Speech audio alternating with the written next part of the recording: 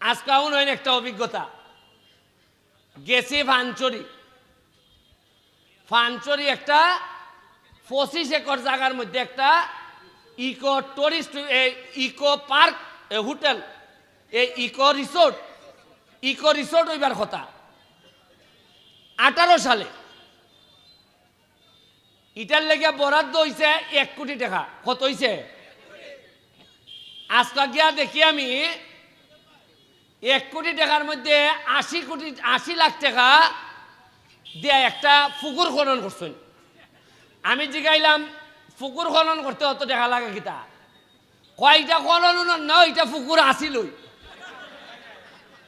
মানে পুকুর আসিল ইটারে আবার পুকুর খনন করছেন, কইরা টাকা নাই 80 লাখ। আহারে আবার খন লাগে, মজা মারে ফজা ভাই, আর আমরা খালি বইটা ভাই।